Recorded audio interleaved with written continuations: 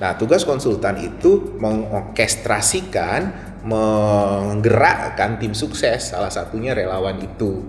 Nah, jadi bagaimana rakyat itu bisa dekat dengan kandidat bukan karena relawan, tapi karena strategi yang tepat.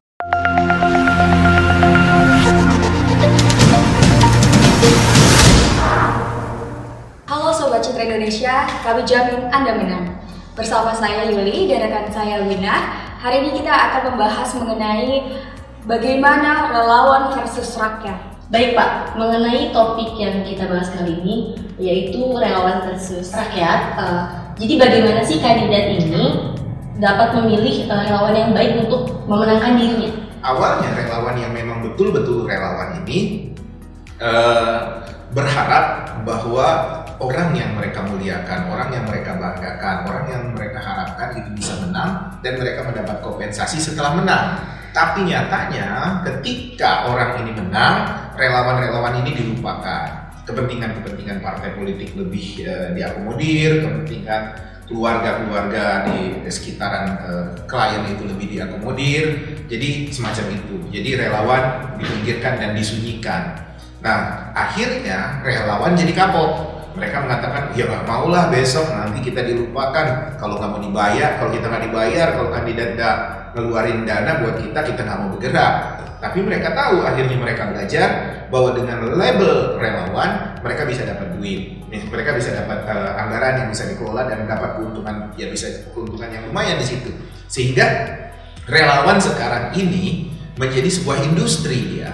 Dia menjadi komoditas. Ketika orang mengatakan bahwa kita punya sekian ribu relawan, itu komoditas, bukan lagi bentuk ketulusan hati untuk mendukung seorang kandidat menang. Nah, dari pertanyaanmu tadi bahwa bagaimana klien memilih relawan yang baik, saya rasa karena kata relawan sudah terdistorsi demikian kacau di Indonesia, hampir tidak ada kita bisa menemukan relawan yang betul-betul tulus dan relawan yang betul-betul baik kalau tidak dibayar. Jadi kandidat tinggal mikir saja apakah dia mau, seberapa banyak dia membayar relawan itu ukurannya. Nah, di relawan sendiri, maksud saya di mata rakyat, saya juga tidak mau rakyat melihat bahwa relawan ini adalah orang yang tidak memiliki interest ya, tidak memiliki kepentingan. Jadi seolah-olah kalau kandidat A didukung relawan X, Y, Z, seolah-olah itu jadi besar, seolah-olah kandidat ini sudah memenangkan pertarungan, seolah kandidat ini sudah memenangkan simpati rakyat. Tidak. Jadi relawan sekarang bukan seperti relawan yang dulu, dan banyaknya relawan bukan menjadi ukuran bahwa dia didukung oleh rakyat. Nah, jadi kan menurut Bapak tim relawan itu tidak ada. Bagaimana kandidat ini menarik simpati rakyat agar dia memberikan suaranya untuk kandidat tersebut? Jadi tanpa relawan kan gitu maksudnya? Iya, jadi tanpa relawan. Enggak juga, kandidat itu tetap pasti mau menggunakan relawan. Buat apa? Buat jadi hantu, jadi tukang asap gitu. Jadi seolah-olah dia didukung banyak. Jadi kalau menyangkut masalah bagaimana dia didukung oleh rakyat, itu nanti tergantung dengan tim suksesnya, tergantung dengan konsultannya. Kalau relawan tetap menjadi andalan dia untuk menunjukkan bahwa dia besar. Dalam pilpres itu yang paling menarik atau paling bisa kita lihat adalah relawan itu seolah-olah ketika sudah mengatakan kami mendukung kandidat A, kami mendukung kandidat B, seperti seluruh Indonesia ada relawan-relawan itu gitu loh, ada perwakilan mereka. Jadi kalau misalnya relawan X, kumpulan relawan X mendukung presiden A, jadi seolah-olah X itu ada di Sumatera, ada di Kalimantan, ada di Papua, ada di Sulawesi, ada di Maluku, ada di Nusa Tenggara. Padahal cek aja ada enggak mereka itu. Paling ada 1-2 titik saja. Kemarin aja salah satu calon presiden sudah mengatakan ini relawan saya. Begitu beberapa minggu kemudian kempes. Jadi maintenance atau mengelola relawan itu nggak mudah karena juga butuh biaya. Relawan oke, misalnya ada donatur lokal, tapi kan dia juga perlu mendapat restu dari kandidat itu. Nanti kalau menang kita dapat apa? Minimal dia tampilnya seperti apa gitu. Jadi tidak ada yang gratis, nggak ada makan siang yang gratis kalau udah bicara tentang relawan di Indonesia. Berarti relawan itu nggak ada, tapi yang ada tuh tim sukses gitu Pak? Tim sukses yang berkedok relawan itu bisa gitu. Jadi dia tim sukses tapi ngakunya relawan ya banyak juga biar kelihatan serem aja. Makanya saya bilang untuk jadi hantu, untuk jadi tukang asap gitu. Jadi kalau sate itu kan satenya cuma 10 tusuk saja, asapnya kemana-mana, itulah relawan itu. Tapi begitu dikumpulkan menjadi suara, dikumpulkan jadi makanan, piringnya kecil kan gitu. Seperti itulah relawan. Dari strategi dari konsultan politik sendiri itu lebih ke relawan atau rakyat nih Pak? Kita fokus ke rakyat dan mendekati rakyat itu seperti apa beda-beda. Kita pun konsultan politik tetap menggunakan kata relawan itu karena itu memang ampuh untuk jadi penggonggong gitu, untuk nakut-nakutin orang. Tapi ada jelas mesin politik itu di tim sukses, bukan di relawan. Relawan bagian dari tim sukses. Tapi kalau kita mengandalkan relawan, dia akan complang. Tim sukses itu maksudnya dia akan dilatih ya, diberi cara-cara pemenangan, teknik-teknik pemenangan, strategi pemenangan, itu tim sukses. Dan bagian dari tim sukses itu ada relawan. Jadi kalau misalnya konsultan cuma melatih relawan, tim suksesnya dibiarkan atau tidak diurus, itu bisa lebih kacau. Karena relawan itu kan sifatnya kan ketika ada waktu saya bantu, ketika saya lagi rajin saya mau bantu, kalau enggak ya bodo amat. Kan begitu relawan itu. Jadi tim sukses dengan tim relawan itu dia memang saling berkaitan gitu ya Pak? Tim sukses berkaitan, tim sukses sebenarnya bagian mesin politik, mereka yang diandalkan, relawan bisa jadi label untuk itu. Relawan bisa jadi label. Nah jadi kalau dikaitkan dengan rakyat, banyak orang seolah-olah mengatakan kalau relawannya banyak, rakyat juga mendukung. Tidak, banyak yang relawannya banyak, yang kalah juga akhirnya terjadi gitu loh. Jadi yang paling real, yang paling konkret itu lihat hasil survei. Di situ akan betul-betul tampak apakah rakyat mendukung dia atau tidak, bukan dari banyak atau tidaknya relawan. Ya bisa juga dikatakan, saya bilang tadi seperti pengasap itu bisa di sisi lain kalau mau lebih ngerti ya kayak cheerleader saja gitu. Main basket ada cheerleadernya, ada hore-hore, tepuk tangan gitu. Tapi kan apakah penontonnya akan mendukung yang mana? Itu kan beda lagi. Nah rakyat itu penonton akan lihat. Semakin cantik kita ngedandanin cheerleader, semakin cantik kita mendandankan relawan, ya mungkin itu bisa lebih efektif. Jadi untuk rakyat bisa melihat mana kandidat yang menggunakan tipu daya melalui relawan dengan kandidat yang benar-benar ingin mendapatkan suara rakyat, kayak mana Pak? Biarin aja. Bagi saya nggak terlalu peduli lah.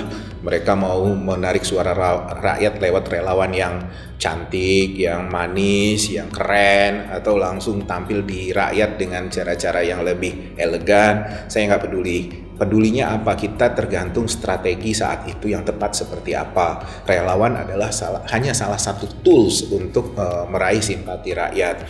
Relawan adalah salah satu strategi untuk merangkul suara rakyat.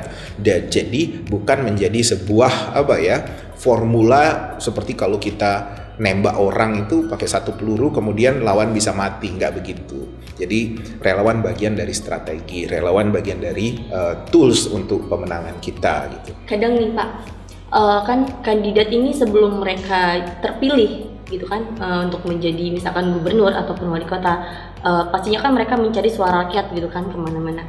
Nah terkadang ketika kandidat tersebut sudah menjadi yang memang menyalonkan dirinya kayak tadi gubernur dan wali kota, itu terkadang mereka lupa dengan rakyat. Jadi kayak jaminan apa sih yang bisa kandidat ini berikan ke rakyat supaya mereka tuh benar-benar percaya full untuk memilih mereka gitu? Itu tugasnya konsultan. Oh, itu konsultan. Iya, itu tugasnya konsultan. Kandidat itu jarang sih yang dekat sama rakyat. Ngaku-ngaku dekat rakyat banyak, seolah-olah dekat dengan rakyat banyak. Nah, bagaimana mempersatukan itu, mempertemukan antara persepsi kandidat atau keyakinan kandidat dengan realita di lapangan.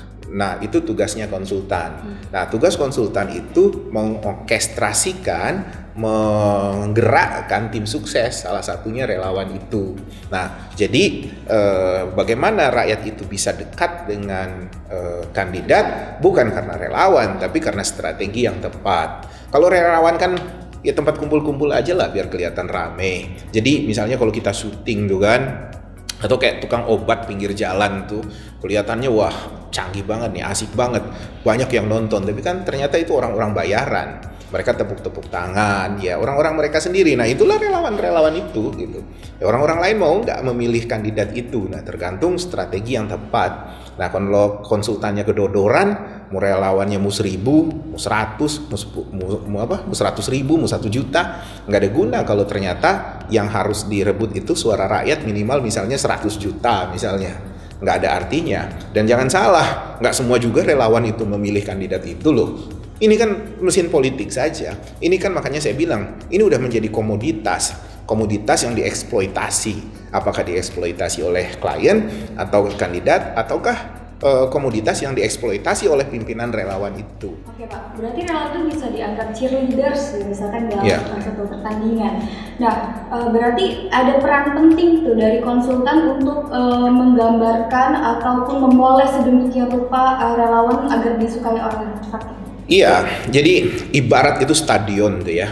Jadi yang dipikirkan konsultan itu adalah bagaimana cheerleader ini bisa tampil dengan baik, bagaimana orang-orang yang menata sound system bisa berhasil dengan baik, bagaimana menjaga juri itu akan tetap objektif, kemudian bagaimana penonton itu bisa nyaman, berapa tiket yang terjual, kemudian kemampuan kontestan itu dalam hal ini kandidat keren tidak ketika tampil di lapangan, sehingga penonton itu akan melihat sebuah keindahan di sana dan mereka bertepuk tangan, lama-lama akhirnya mereka bersimpati dan akan memberikan suaranya buat mereka. Itu tugasnya konsultan. Nah itu ada tahap-tahapnya, nggak langsung jeleger gitu, munculin lagi cheerleaders, terus ternyata sepi, munculin lagi cheerleader, sepi, munculin lagi cheerleader. Bukan begitu. Ada misalnya kita bagi-bagi atribut dulu misalnya, atau ternyata mereka yang di sini kita minta penonton pakai baju putih semua, nanti yang di sini pakai baju biru, yang di sana pakai baju merah, macam-macam strategi itu macam-macam untuk menciptakan suasana yang pas ketika pertandingan itu berlangsung dan orang akan lebih bersimpati sama kita daripada lawan. Itu tugas konsultan. Berarti strategi tersebut kan berasal dari konsultan politik itu ya Pak.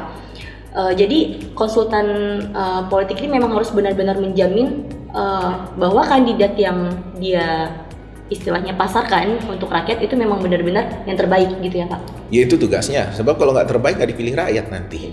Jadi konsultan itu ya, istilah yang mengerikan itu, dia bisa menjadikan orang buruk menjadi orang baik gitu. Orang yang nggak dikenal menjadi terkenal. Tapi dia juga bisa melakukan hal sebaliknya.